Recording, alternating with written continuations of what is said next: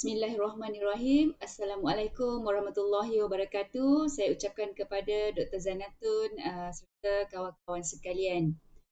Okey, pertama sekali saya ingin memohon maaf kerana saya tidak dapat menghadiri pembentangan pada minggu lepas. Jadi pada hari ini saya ingin membentangkan proposal kajian saya berkenaan dengan pembinaan modul kesediaan kerjaya bagi meningkatkan kesediaan kerjaya, psikologi positif, kemahiran sosial dan keusahawanan pelajar TVET ITMA. ITMA ni adalah Institusi Pendidikan MARA. Okay, saya Norsiah binti Berdi. Matrik number saya adalah P118432. Okay. Latar belakang kajian, Pelan Pembangunan Pendidikan Malaysia 2015-2025 bagi pengajian tinggi telah menggariskan 10 lonjakan bagi mencapai aspirasi sistem dan pelajar. Salah satu daripadanya adalah menghasilkan graduan TVET yang berkualiti. Penghasilan graduan TVET yang berkualiti atau berkemahiran penuh adalah kombinasi kemahiran yang perlu diterapkan, iaitu kemahiran vocational, kemahiran teras dan kemahiran kebolehkerjaan. Kajian saya adalah berfokus kepada TVET. Pendidikan dan latihan teknikal dan vocational ataupun TVET merupakan satu cabang di dalam pendidikan yang membolehkan pelajar mempelajari sesuatu kemahiran yang diperlukan di industri. Tujuan utama diperkenalkan TVET ini adalah bagi memenuhi permintaan industri dan menyumbang kepada pertumbuhan ekonomi negara. Selaras dengan globalisasi, ekonomi berasaskan pengetahuan, kemajuan teknologi dan mobiliti tenaga kerja. Sebenarnya sejarah awal pendidikan TVET di Malaysia telah pun bermula sejak dahulu lagi, iaitu ketika Malaysia dikenali dengan Tanah Melayu. Apabila British menjajah Tanah Melayu pada ketika itu, pendidikan teknikal dan vocational telah pun diberikan perhatian yang lebih. Daripada tahun ke tahun, sekolah teknik, institusi latihan, politeknik, universiti telah pun dibuka bagi merancakkan lagi pendidikan TVET di negara kita.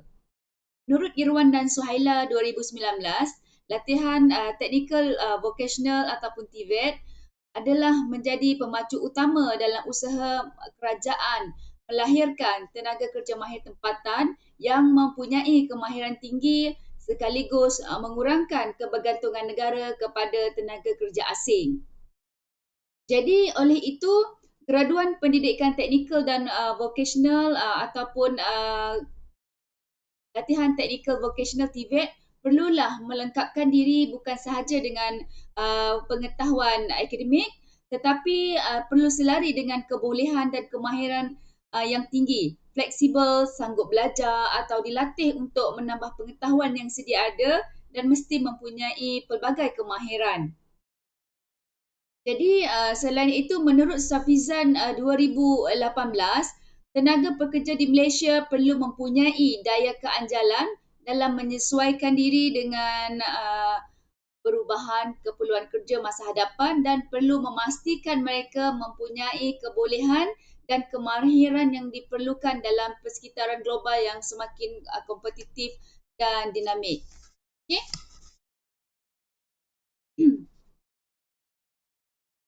Walau bagaimanapun terdapat perdebatan tentang sejauh mana sesebuah institusi pendidikan harus memberi tumpuan kepada kebolehpasaran graduan. Perdebatan ini terletak pada jurang antara latihan yang diterima di universiti ataupun di institusi pengajian tinggi dan kemahiran kebolehpasaran yang dituntut oleh majikan. Tanggungjawab meningkatkan kebolehpasaran graduan tidak boleh diletakkan 100% kepada institusi pengajian tinggi semata-mata. Sebaliknya memerlukan kerjasama erat dengan banyak pihak. Kebolehpasaran graduan memerlukan kerjasama 3 ataupun 4 penjuru seperti agensi kerajaan, pihak industri, IPT dan pelajar. Dalam kajian ini saya memfokuskan kepada 4 isu utama iaitu kesediaan kerjaya, psikologi positif, kemahiran sosial dan kemahiran keusahawanan. Kesediaan kerjaya, salah satu tugas pelajar ialah memilih dan membuat persediaan untuk kerjaya yang matang. Kesediaan kerjaya ialah proses seseorang individu dalam membuat keputusan kerjaya dan telah pun menyelesaikan segala-galanya dalam memilih kerjaya yang sesuai dan bersesuaian dengan tahap perkembangan kerjaya. Kesediaan adalah tahap perkembangan kesediaan adalah salah satu komponen asas sumber psikologi untuk menangani peralihan kerjaya secara berkesan. Apabila individu menamatkan pendidikan formal, mereka seterusnya berhadapan dengan tujuan hidup dan memilih pekerjaan yang sesuai mengikut latar belakang pendidikan, minat dan kemahiran mereka. Mereka juga dihendaki membuat perancangan, persediaan dan pemilihan kerja yang betul bagi meningkatkan kesediaan dalaman untuk memasuki alam pekerjaan. Jadi kebanyakan pelajar mereka hanya melakukan persiapan apabila mereka telah tamat ataupun tamat pengajian. Sehinggakan mereka cenderung mengalami kesukaran dalam menentukan pekerjaan yang sesuai dengan potensi, hala tuju, kerjaya dan latar belakang pendidikan di institusi pengajian tinggi.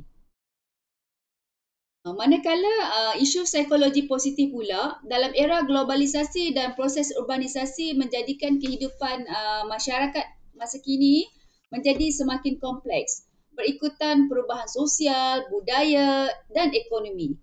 Perubahan-perubahan ini telah mewujudkan tekanan yang turut memberi implikasi yang sangat besar kepada kesejahteraan manusia sejagat, terutamanya daripada aspek kesihatan mental dan spiritual. Golongan muda, terutamanya pelajar-pelajar yang sedang menuntut di institusi pengajian tinggi turut menerima tempias daripada gelombang perubahan psikososial ini dan terpaksa berdepan dengan pelbagai cabaran dan tekanan dalam menyesuaikan diri dengan perubahan-perubahan yang berlaku. Dalam masa yang sama, mereka perlu memastikan untuk kerjaya yang profesional. Jadi terdapat banyak kajian-kajian lepas seperti kajian Han dan Eisenberg 2010, Ibrahim et al 2013, Federer et al 2015 menunjukkan bahawa prevalent kecelaruan mental dalam kalangan pelajar di institusi pengajian tinggi secara globalnya adalah tinggi. Oleh yang demikian, masalah ini tidak boleh dianggap mudah kerana ini boleh mendatangkan keburukan kepada semua pihak, terutama pelajar itu sendiri. Masalah kesihatan mental boleh memberi kesan yang besar kepada pelajar dari segi aspek fizikal, emosi, kognitif dan interpersonal untuk berfungsi dengan baik sehingga boleh menjejaskan prestasi akademik dan kerjaya pada masa hadapan mereka. Isu yang ketiga adalah kemahiran sosial. Teori kerjaya Holland mengatakan bahawa individu yang mempunyai personality realistik ataupun individu yang suka bekerja dengan benda secara fizikal, praktikal dan tool oriented seperti bidang teknikal dan vocational adalah individu yang mengelak daripada aktiviti sosial, menyendiri, keras kepala dan sukar berinteraksi dengan individu yang lain.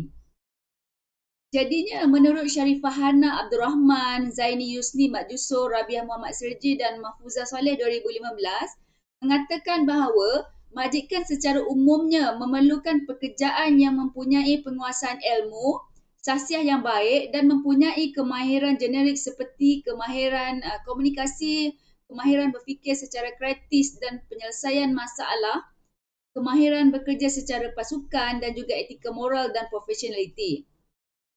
Manakala dalam kajian Eriwanti Aliza Miat 2014 mengatakan bahawa kemahiran berkomunikasi juga merupakan kemahiran yang mempunyai nilai tertinggi yang paling dikehendaki oleh industri.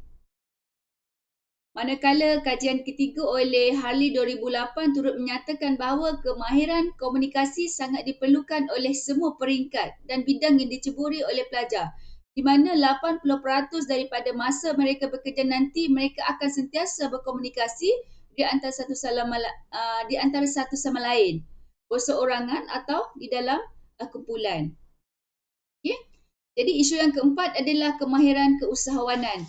Dapatan kajian Nur Fadilah Nasharuddin dan Halimah Harun 2010 menunjukkan pelajar IPT masih belum menunjukkan minat untuk menjadi usahawan, yang mana hanya terdapat sebanyak 58.8% sahaja yang tertumpu pada bidang keusahawanan yang mempengaruhi minat mereka. Jadi peratusan ini masih lagi di dalam kelompok yang masih kecil, sedangkan terdapat pelbagai bidang yang telah dijalankan di peringkat universiti atau institusi pengajian tinggi sama ada dari segi kurikulum keusahawanan dan co-kurikulum. Ini menunjukkan pelajar di IPT masih ingin untuk bekerja makan gaji apabila tamat pengajian mereka uh, berbanding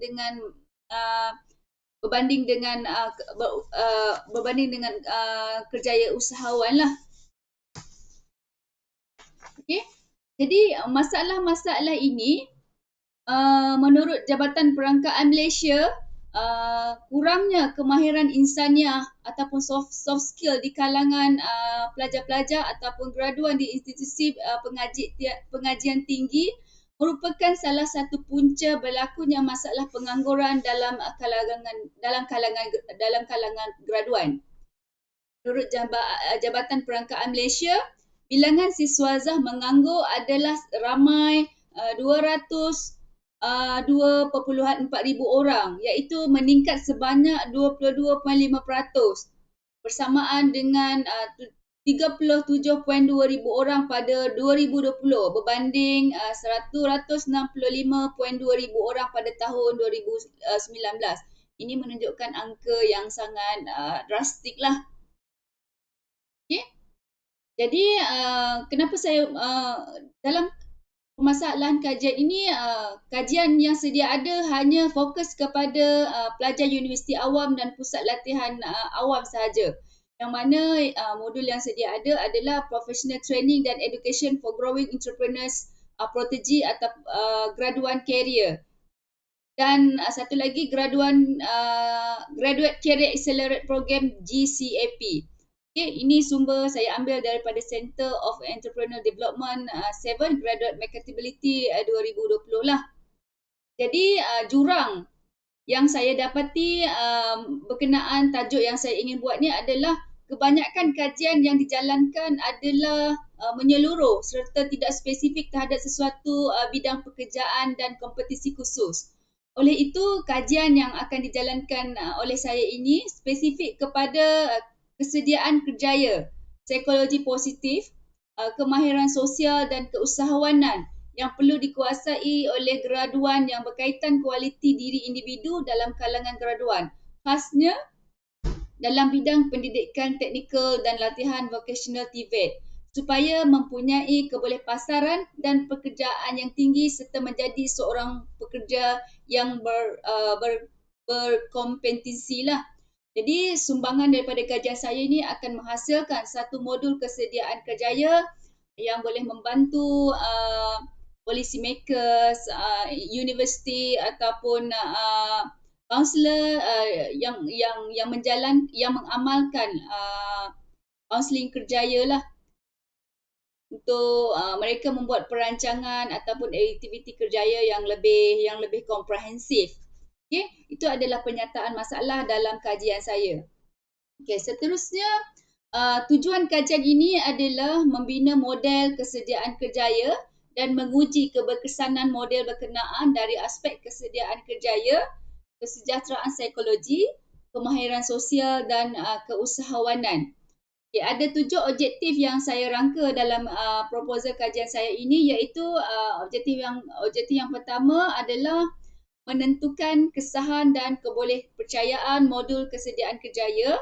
Yang kedua adalah mengenal pasti tahap kesediaan kerjaya, psikologi positif, kemahiran sosial dan keusahawanan pelajar. Okay. Objektif yang ketiga adalah mengukur kesan modul kesediaan kerjaya terhadap kesediaan kerjaya pelajar. Yang keempat saya tersilap type pula. Keempat, mengukur kesan modul kesediaan kerjaya terhadap psikologi positif pelajar. Okey. Yang kelima, mengukur kesan modul kesediaan kerjaya terhadap kemahiran sosial pelajar. Dan yang keenam, mengukur kesan modul kesediaan kerjaya terhadap kemahiran keusahawanan pelajar. Maksudnya ada 6 objektif kajian saya lah dalam proposal kajian saya ni. Okey. Manakala persoalan kajian pun ada 6 juga.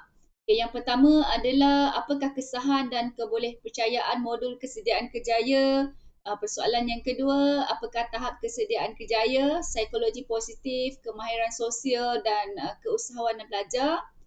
Ketiga, apakah kesan modul kesediaan kerjaya terhadap kesediaan kerjaya pelajar.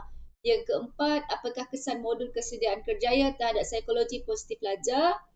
Yang kelima, apakah kesan modul kesediaan kerjaya terhadap kemahiran sosial pelajar.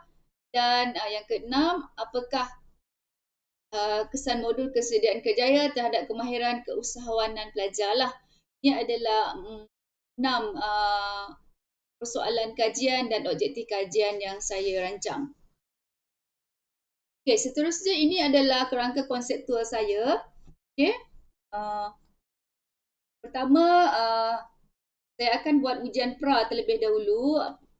Pemboleh ubah bersandar adalah kesediaan kerjaya, psikologi positif, kemahiran sosial dan keusahawanan lah. Okay, saya menggunakan persempelan rawak bertujuan.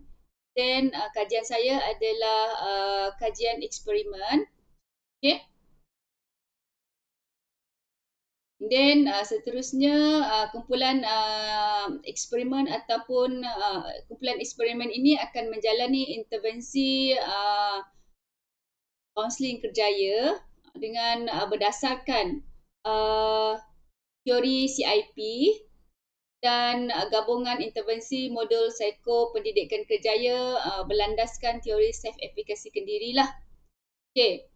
Kemudian selepas menjalani intervensi, kita akan buat ujian pasca pula. Ujian pasca pemboleh ubah bersandar, kesediaan kerjaya, psikologi positif, kemahiran sosial dan keusahawanan. And then kita akan buat ujian susulan. Okay, ujian susulan pun sama, pemboleh ubah bersandar adalah kesediaan kerjaya, psikologi positif, kemahiran sosial dan keusahawanan. Okay, kumpulan kawalan ini tidak menjalankan intervensi lah. Okay, mereka akan terus buat ujian pasca lah dan ujian susulan.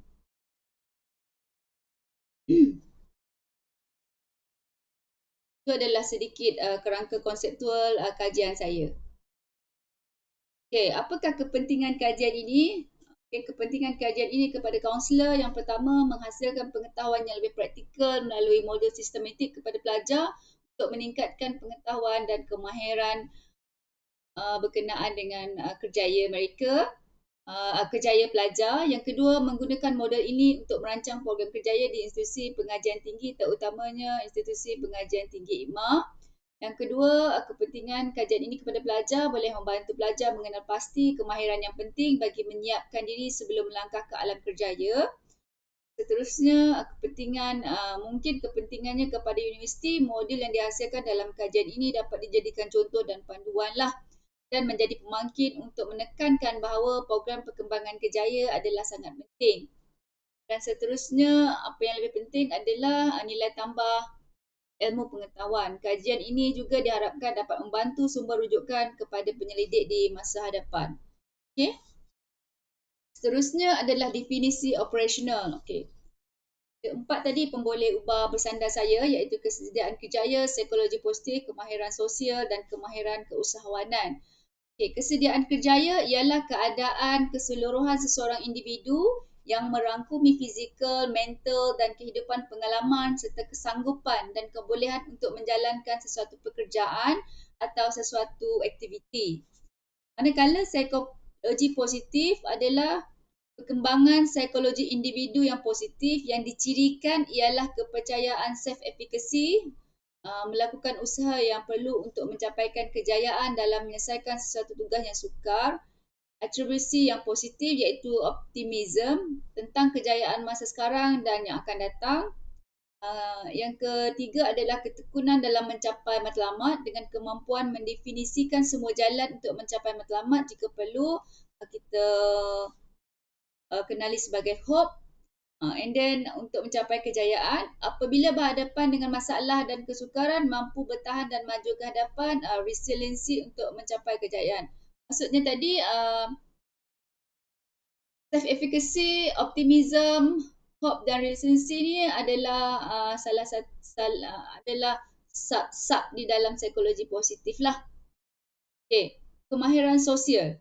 Kemahiran sosial adalah keupayaan untuk berkomunikasi secara efektif dengan individu lain dalam situasi sosial ataupun kerja.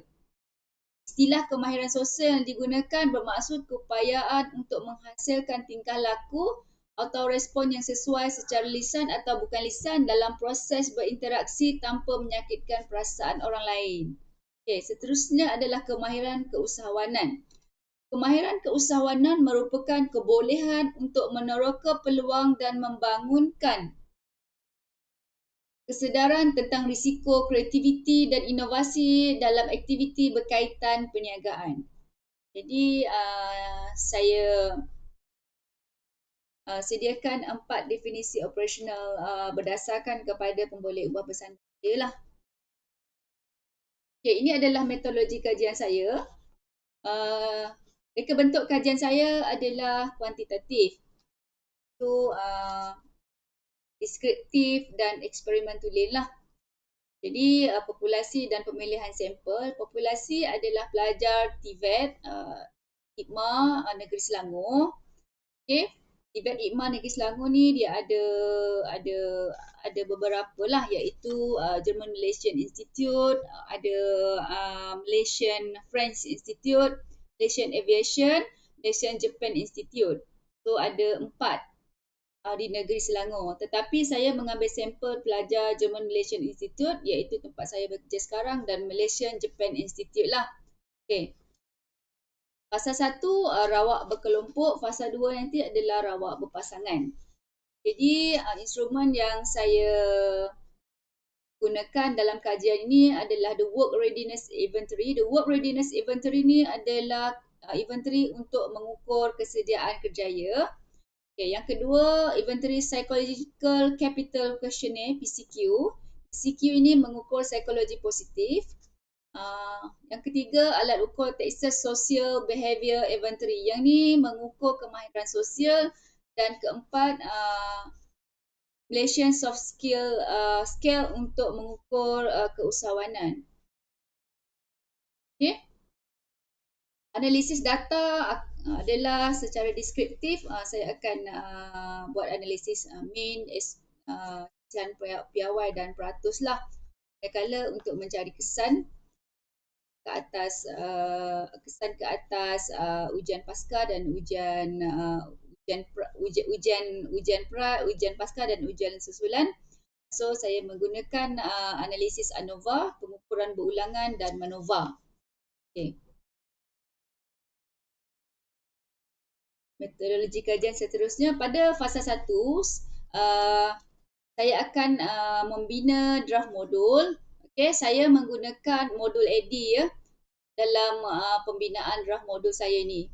So kemudiannya dapatan analisis keperluan, seterusnya binaan modul berdasarkan teori Cognitive Information Processing, CIP teori, dan gabungan self-efficacy teori lah. Okay, seterusnya apabila draft modul siap, okay, kita buat proses semakkan modul melalui peer review. Seterusnya fasa 2 adalah mencuba dan menilai modul. Okay. Untuk pengesahan kandungan modul, saya akan mencari 5 orang pakar untuk mengesahkan kandungan modul saya. Okay. Yang seterusnya uji kebolehpercayaan modul, saya akan guna 30 orang sampel di kalangan pelajar-pelajar German Malaysian Institute. Seterusnya saya akan menguji keberkesanan modul lah. Kumpulan eksperimen sampelnya sebanyak 30 orang dan kumpulan kawalan pun sama, sampel sebanyak 30 orang. Kemudian analisis dapatan kajian akan dibuatlah. Untuk modul AD ni tadi, okay, I dan E tu berada di fasa yang kedua. Okay, itu sahaja untuk pembentangan bagi proposal kajian saya lah. Okay, sekian, terima kasih.